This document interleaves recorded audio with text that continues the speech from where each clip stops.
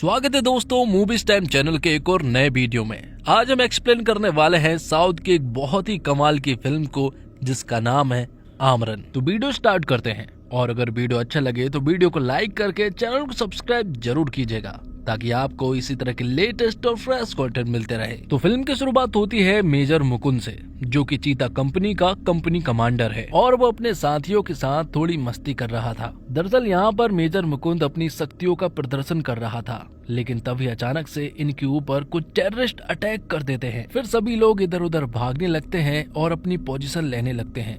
इसी अटैक में मेजर मुकुंद को गोली लग जाती है और ये देखकर सभी लोग हैरान रह जाते हैं। लेकिन अगले ही पल मेजर मुकुंद खड़ा हो जाता है और मालूम चलता है कि ये बस एक नाटक था। वो बस अपने सोल्जर्स को बताना चाहता था कि हमें हर पल रेडी रहना चाहिए, क्योंकि मिलिटेंट्स जो है वो हम पर अटैक पूछकर नहीं करने वाले। वो इसी तरह से हमारे ऊपर अचानक ही अटैक करेंगे और हमें तैयार रहना होगा। तो मेजर मुकुंद यहाँ पर सारे सोल्जर्स को अपनी अपनी गलती बता रहा था कि किसने क्या गलती की। और जब वो ये सारी चीजें बता ही रहा था कि तभी उसके पास कर्नल डवास का कॉल आता है। कर्नल डवास यहाँ मुकुंद को बताते हैं कि अल्ताफ राजा हमारे ही लोकेशन में पाया गया है और हमारे पास ये बहुत अच्छा मौका है कि हम उसे पकड़ लें, क्योंकि अगर उसे नहीं पकड़ पाए तो हमारे पास कोई और मौका नहीं होगा उसे पकड़ने का। लेकिन प्रॉब्लम ये है कि अल्ताफ राजा हमेशा सिविलियंस की मदद लेता है, उनका सहारा लेता है और उन्हें आगे कर कर वो यहाँ से चुपचाप भाग जाता है। इस बार भी ऐसा ही हुआ था, क्योंकि जब आर्मी अल्ताफ राजा को पकड़ने के लिए आई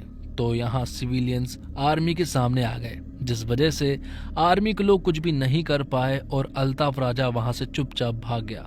ये इस बार का नहीं है, अल्ताफ राजा का ये हर बार का है। इसलिए मुकुंद को कुछ और करना था और कुछ और सोचना था। जिसके बाद कहानी पास्ट में चली जाती है जब मुकुंद कॉलेज के दिनों में था और पहली बार हमें यहाँ इंदु को दिखाया जाता है, जिसका आज कॉलेज में पहला दिन था। वो पढ़ाई में काफी ज्यादा होशियार थी और फिर कुछ ही महीनों के बाद उनके कॉलेज में रैंप वॉक कंपटीशन था और जिस लड़की को चुना गया था वो कॉलेज ही नहीं आई, इसलिए कंपटीशन के लिए इंदु को सिलेक्ट कर लिया गया था। लेकिन इंदु तो इसके सख्त खिलाफ थी, वो तो ये करना ही नहीं चाहती है, लेकिन टीचर की वजह से उसे करना पड़ा और उसकी ट्रेनिंग मुकुंद देने वाला था। और मुकुंद भी कॉलेज में काफी होशियार था। इंदु को उसे देखकर ऐसा लग रहा था कि शायद वो ये नहीं कर पाएगा, क्योंकि आखिर ये रैंप वॉक है और इसका नॉलेज तो ज्यादातर लड़कियों को होता है, तो आखिर लड़का होकर वो उसकी ट्रेनिंग कैसे दे सकता है। लेकिन मुकुंद कहता है कि वो सब कुछ संभाल सकता है और वो उसकी ट्रेनिंग स्टार्ट कर देता है। उसके पास काफी सारे तरीके थे। जिसके बाद वो दिन भी आ जाता है जब रैंप वॉक का कंपटीशन था। यहाँ इंदु काफी नर्वस थी, लेकिन मेजर मुकुंद ने उसे काफी अच्छे से सिखाया था, जिस वजह से वो फुल कॉन्फिडेंस में यहाँ रैंप वॉक करती है और यहाँ वो कमाल कर देती है। मेजर मुकुंद भी उसे देखता रह जाता है और जब बारी रिजल्ट्स की आती है तो मालूम चलता है कि ये कंपटीशन इंदु जीत चुकी है। सबसे पहले यहाँ इंदु मुकुंद को थैंक यू कहती है। इंदु कहती है कि मेरी जैसी लड़की रैंप वॉक जीतने का सपना देख भी नहीं सकती और तुमने वो सच करा दिया है। मैं हमेशा शर्ट पहनती आई हूँ, लेकिन मैंने सोचा नहीं था कि आखिर मुझे ये सब भी करना पड़ेगा और मैं इतने अच्छे से भी कर लूंगी। जिसके बाद मुकुंद अपने सपनों के बारे में बताता है। वो बताता है कि उसे आर्मी में जाना है। बचपन से सिर्फ एक ही सपना देखा है कि वो बस आर्मी में जाए। उसके लिए उसे एसएसबी का एग्जाम निकालना पड़ेगा। इंदु कहती है कि तुम चाहो तो कुछ भी कर सकते हो। मेरी जैसी लड़की को तुमने रैंप वॉक कंपटीशन जिता दिया, तो फिर ये तो तुम्हारा सपना है। कहीं न कहीं वो एक दूसरे को पसंद करने लगे थे।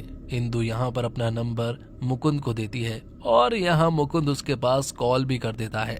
धीरे धीरे उनके बीच में बातचीत शुरू हो चुकी थी और अब वो दोनों एक दूसरे से प्यार भी करने लगे थे। इंदु हमेशा यहाँ मुकुंद को सपोर्ट कर रही थी और अब वो दिन भी आ जाता है जब मुकुंद का एसएसबी के लिए इंटरव्यू था और इंटरव्यू में यहाँ पर मुकुंद पास भी हो गया था। ये देखकर मुकुंद तुरंत ही इंदु को अपने घर वालों से मिलाने के लिए लाता है। मुकुंद के घर में उसके माता पिता के अलावा उसकी 2 बहनें भी हैं और यहाँ मुकुंद अपनी फैमिली को इंदु से बताता है और कहता है कि ये मेरी गर्लफ्रेंड है। लेकिन मुकुंद की माँ को यहाँ इंदु ज्यादा कुछ खास पसंद नहीं आई थी, क्योंकि वो एक मलयाली है और मुकुंद की फैमिली तमिल है और मुकुंद की माँ तो उसके आर्मी जाने के सख्त खिलाफ है। वो तो चाहती है कि वो यहीं पर रहे। अब कुछ ही दिनों के बाद मुकुंद की ट्रेनिंग स्टार्ट होने वाली थी और उसकी लगभग 11 महीने की ट्रेनिंग होने वाली थी।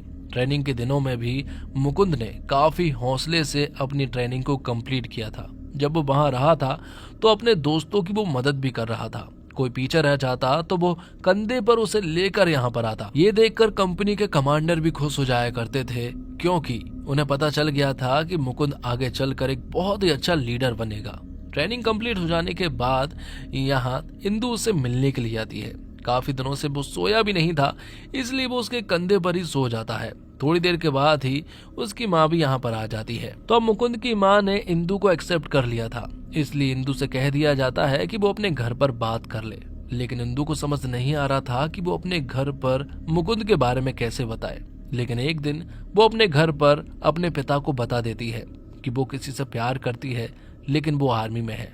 आर्मी का बात सुनते ही यहाँ पर इंदु के पिता भड़क जाते हैं और कहते हैं कि अगर वो इंसान आर्मी में है तो तुम्हारी शादी उससे नहीं हो सकती है। इंदु के पिता एक डॉक्टर हैं और इंदु के 2 भाई भी हैं, और वो भी बिल्कुल नहीं चाहते हैं कि इंदु की शादी किसी आर्मी मैन से हो। लेकिन इंदु ने मन बना लिया है कि कुछ भी हो जाए वो शादी करेगी तो सिर्फ और सिर्फ मुकुंद से ही करेगी। तो मुकुंद की ट्रेनिंग कंप्लीट हो जाने के बाद फाइनल परेड का दिन आता है, जहाँ पर की यहाँ मुकुंद की पूरी फैमिली के साथ इंदु भी आई हुई थी। और इंदु बहुत ही ज्यादा खुश हो रही थी, और साथ ही मुकुंद की फैमिली वाले भी बहुत खुश थे। लेकिन मुकुंद की माँ यहाँ पर कुछ ज्यादा खुश नहीं थी। वो यहाँ मुकुंद से कहती है कि अब तू यहाँ से हमेशा के लिए चला जाएगा। ट्रेनिंग के दिनों में तो उससे कभी कभी मुलाकात हो जाया करती थी, और अब वो दिन भी आ जाता है जब मुकुंद की पोस्टिंग होनी थी और उसे बॉर्डर पर जाना था। वो अपनी फैमिली वालों से मिल रहा था, तभी यहाँ पर इंदु भी आ जाती है। इंदु मुकुंद से कहती है कि वो थोड़े पुराने ख्यालात वाली है। उसने देखा है कि बॉर्डर पर जब सोल्जर जाते हैं तो वो अपनी प्रेमिका की फोटो पर्स में रखते हैं और उसे देखते रहते हैं। मैंने भी सोचा है कि मैं भी तुम्हें एक फोटो दूं, और जब भी तुम्हें मेरी याद आएगी तो तुम इस फोटो को देखना। मुकुंद भी उससे कहता है कि मैं इसे अपने पर्स में जरूर रखूंगा, और जब भी तुम्हारी याद आएगी तो मैं इसे जरूर देखूंगा। जिसके बाद मुकुंद यहाँ से चला जाता है और उसकी पोस्टिंग कश्मीर में हो जाती है, लाइन ऑफ कंट्रोल पर, जहाँ उसकी रात की ड्यूटी रात को पहरा देने की थी। और मुकुंद के साथ पहले ही दिन पहला हादसा हो गया था, जब उसके दोस्त को कुछ मिलिटेंट उठाकर लेकर बॉर्डर पार चले गए थे। ये देखकर मुकुंद पूरी तरह से हैरान रह गया था। बाद में उसकी पोस्टिंग इंदौर के महू में हो गई थी, जहाँ पर कि उसे जवानों को ट्रेनिंग देनी थी। मुकुंद इसमें भी बहुत ज्यादा एक्सपर्ट था। जिसके बाद सीन शिफ्ट होता है यहाँ मुकुंद के घर पर, जहाँ पर कि इंदु के घर वाले, मतलब कि इंदु के पिता और उसका भाई यहाँ पर आया हुआ था। लेकिन उन्हें ये बात नहीं मालूम थी कि इंदु यहीं पर मौजूद है। वो तो यहाँ पर बोलने आए थे कि वो मुकुंद से शादी नहीं कर पाएंगे। लेकिन जब उन्हें ये बात मालूम चली कि इंदु तो यहीं पर रह रही है तो उन्हें बहुत ज्यादा बुरा लगा। अब ये सारी चीजें जब मुकुंद को मालूम चली तो मुकुंद ने सबसे पहले इंदु के पास कॉल किया और उससे बहुत ज्यादा चिल्लाया। उसने उससे कहा कि तुम्हारी फैमिली वालों को मेरे घर पर आने की क्या जरूरत थी। तुमने एक आर्मी वाले की फैमिली को नीचा दिखाया है, और अब उसे ऐसा नहीं लगता है कि ये रिश्ता टिक पाएगा। इसलिए मैं चाहता हूँ कि हमें अलग हो जाना चाहिए, क्योंकि तुम ज्यादा दिन तक मेरा इंतजार नहीं कर पाओगी। ये सुनकर इंदु को बहुत ही ज्यादा बुरा लगा। वो टॉयलेट में बंद थी और बाहर से उसके घर वाले दरवाजे को ठोक रहे थे और बाहर बुला रहे थे। जब बाहर इंदु आई तो उसने अपने फैमिली वालों से कह दिया था कि मेरी बात एक आखिरी बार सुन लीजिए, कि मैं शादी करूंगी तो सिर्फ और सिर्फ मुकुंद से करूंगी, और मैंने मन में तो उससे शादी कर ही ली है। इसलिए अब मेरी दोबारा शादी करने के बारे में सोचना भी मत। अब कुछ दिनों के बाद जब मुकुंद को छुट्टी मिलती है तो वो तुरंत ही अपने घर नहीं बल्कि इंदु के घर पर जाता है और इंदु के पिता से बात करता है। वो उन्हें समझाता है कि मैं एक आर्मी मैन जरूर हूँ, लेकिन मेरी भी एक फैमिली है। पर इंदु के पिता का कहना कुछ और था। इंदु के पिता आर्मी में एक डॉक्टर थे। वो कहते हैं कि मैं कई साल तक आर्मी में डॉक्टर रहा था, मुझे मालूम है कि आर्मी सोल्जर्स के साथ क्या होता है। उसने बहुत सारे केस ऐसे देखे हैं कि सोल्जर्स जिंदगी भर के लिए अपाहिज हो जाते हैं। लेकिन यहाँ मुकुंद उन्हें समझाता है कि जिसका जब वक्त आता है वो तभी जाता है, ये मरने की टिक टिक कभी भी खत्म नहीं होती है। वो उन्हें बहुत समझाता है और उसके पिता मान भी जाते हैं, और वो शादी के लिए भी रेडी हो चुके थे। और इंदु के लिए तो ये सरप्राइज पैकेज था, क्योंकि मुकुंद यहाँ पर बिन बताए ही यहाँ पर आ गया था। और साथ ही अब इंदु के फैमिली में उसके भाई भी शादी के लिए मान गए थे, और वो काफी हैप्पी भी थे, क्योंकि वो आज तक मुकुंद से जो नहीं मिले थे,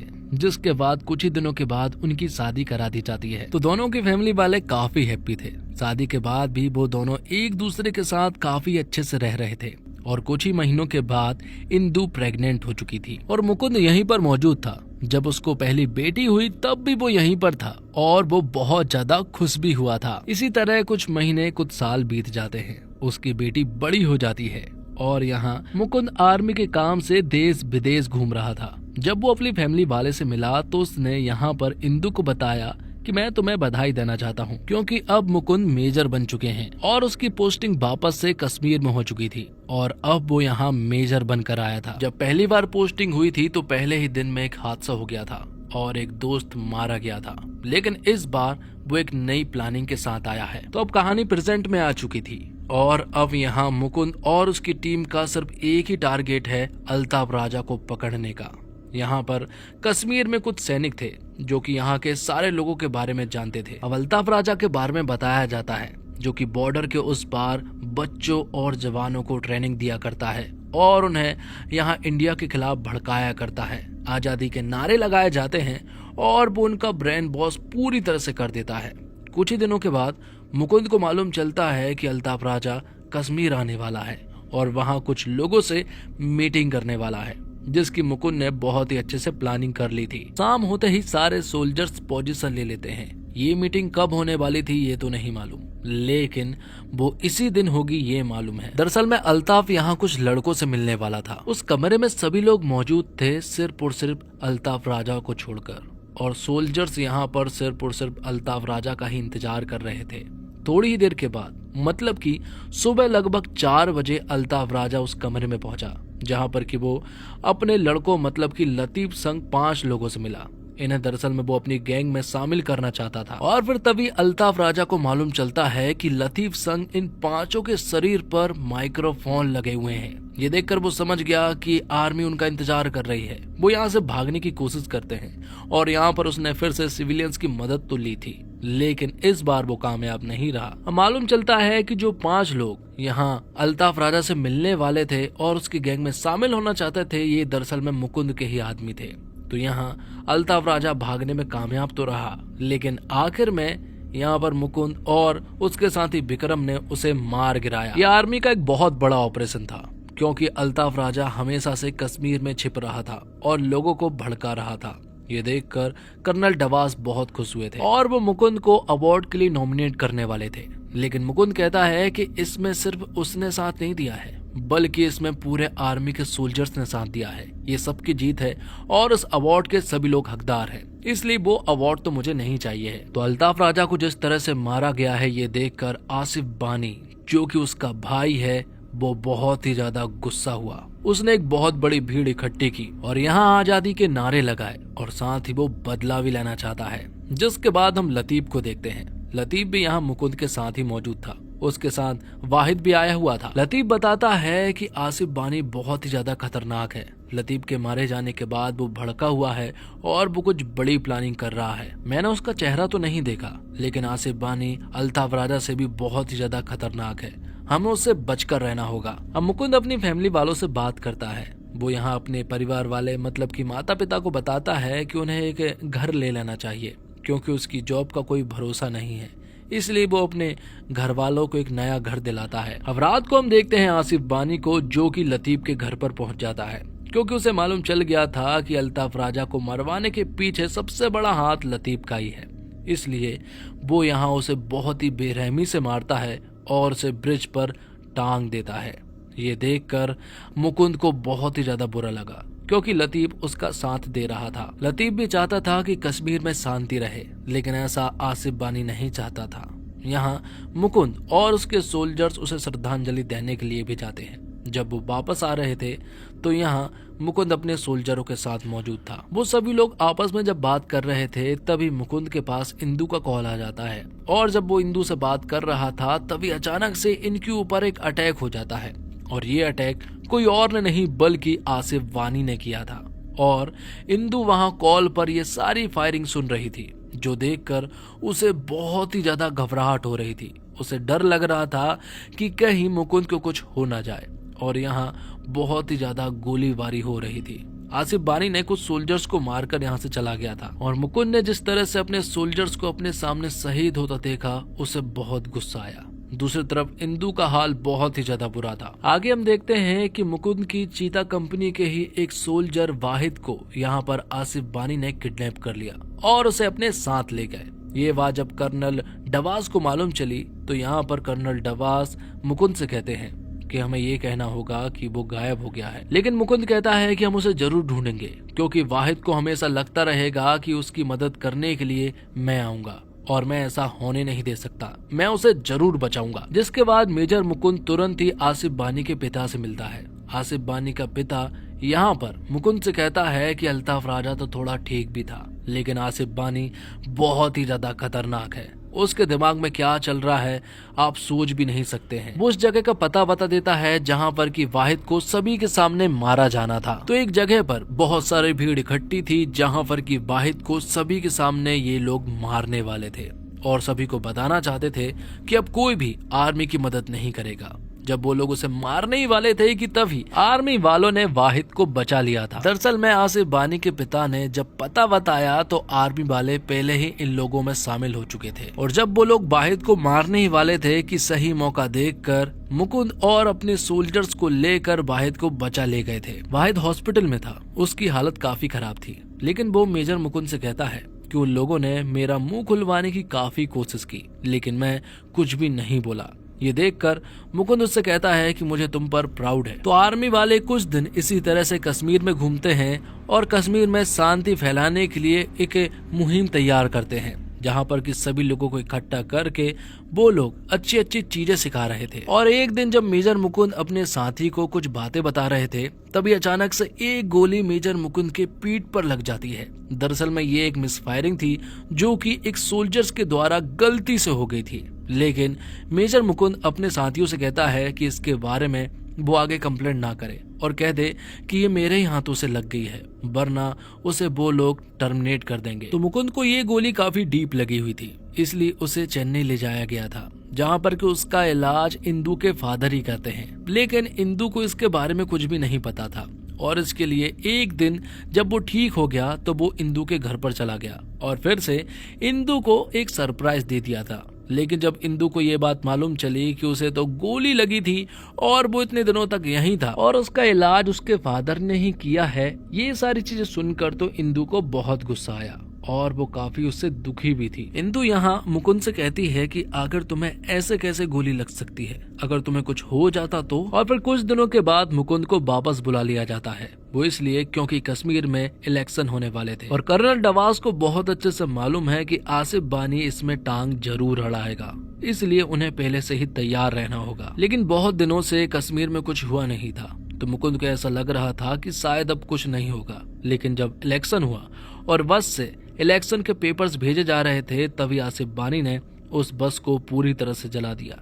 ये देखकर यहाँ मुकुंद को बहुत बुरा लगा। तो इलेक्शन के पेपर्स जलाकर अब मालूम चलता है कि आसिफ बानी ने एक बहुत बड़े घर में बहुत सारे लोगों को हॉस्टेज बनाकर रखा है। तो मुकुंद ने भी अब ठान लिया था कि आसिफ बानी का बहुत ज्यादा हो रहा है, इसलिए वो अपने सोल्जरों के साथ एक प्लान बना लेता है और उनसे कह देता है कि आज या तो हमारा आखिरी दिन होगा या फिर आसिफ बानी का आखिरी दिन होगा। जहां पर कि उसने लोगों को हॉस्टेज बनाया हुआ है उस जगह को चारों तरफ से घेर लिया जाता है और अभी भी कोई भी आगे नहीं जा रहा था क्योंकि सारे सोल्जर्स रात होने का इंतजार कर रहे थे। रात होते ही सारे सोल्जर्स आगे बढ़ने लगते हैं और धीरे धीरे उस आसिफ बानी के घर की तरफ बढ़ने लगते हैं। थोड़ी देर के बाद ही मेजर मुकुंद और विक्रम उस घर में पहुंच जाते हैं जहां पर कि बहुत सारे टेररिस्ट मौजूद थे। उन सभी के ऊपर यहाँ पर मेजर मुकुंद और विक्रम ने हमला कर दिया था, लेकिन इसी हमले में विक्रम की जान चली जाती है और वो शहीद हो जाता है। लेकिन आखिर में मेजर मुकुंद ने आसिफ बानी को मार गिराया था। बाद में मेजर मुकुंद बाहर आता है और सारे सोल्जर्स को थम्स अप दिखाता है, मतलब कि सभी को मालूम चल गया था कि ये ऑपरेशन सक्सेसफुल रहा। लेकिन एक बात और मालूम चलता है कि मेजर मुकुंद को भी गोली लगी है और वो काफी ज्यादा इंजर्ड हुआ है। उसकी हालत भी काफी ज्यादा गंभीर है क्योंकि गोली सीने में लगी थी। और मेजर मुकुंद अपने आखिरी समय में भी सिर्फ और सिर्फ अपने आर्मी के दिनों को ही याद कर रहा था। इस बारे में अब सबसे बड़ी बात यह थी कि इसके बारे में इंदू को भी बताना था। जब इंदू का भाई इन सब के बारे में इंदू को बताता है कि थोड़ी देर के लिए तो इंदू को भरोसा ही नहीं हुआ था, लेकिन बाद में जब उसे मालूम चला कि ये बात सच है तो वो बहुत ज्यादा फूट फूट कर रोई। लेकिन बाद में उसे याद आया कि उसके पति मुकुंद ने बोला था कि वो किसी के सामने भी नहीं रोएगी, इसलिए वो अपने आंसू को दबा लेती है। और जब उसके सबको भी लाया जाता है तो उसके आंखों से एक आंसू नहीं बहा, क्योंकि उसने अपने पति से वादा किया था कि वो किसी के सामने भी नहीं रोएगी। आखिर में इंदु ने प्रेसिडेंट से मेडल भी लिया, लेकिन तब भी उसकी आंखों से एक आंसू नहीं बहा। मुकुंद को पता था कि एक दिन ये सब कुछ हो सकता है, इसलिए उसने अपनी पत्नी को इतना मजबूत कर गया था और उसे वादा दिया था कि वो किसी के सामने भी कमजोर नहीं पड़ेगी। फिल्म के आखिर में बताया जाता है कि जब मेजर मुकुंद शहीद हुए थे और जब कर्नल डवास ने अपने व्हाट्सएप पर उनकी डीपी लगाई थी, तब से उन्होंने वो डीपी आज तक चेंज नहीं की है। वो एक्सीडेंट 2014 में हुआ था, लेकिन वो डीपी आज भी कायम है। तो दोस्तों, ये फिल्म यहीं पर समाप्त होती है। उम्मीद करता हूँ दोस्तों आपको वीडियो पसंद आई होगी। वीडियो पसंद आई हो तो वीडियो को लाइक करके चैनल को सब्सक्राइब जरूर कीजिएगा। आपको ये फिल्म कैसी लगी कमेंट बॉक्स में जरूर बताइएगा। मिलते हैं एक और कमाल की वीडियो के साथ, तब तक के लिए आप हमारे चैनल के साथ बने रहिए। धन्यवाद। जय हिंद, जय भारत, जय श्री राम।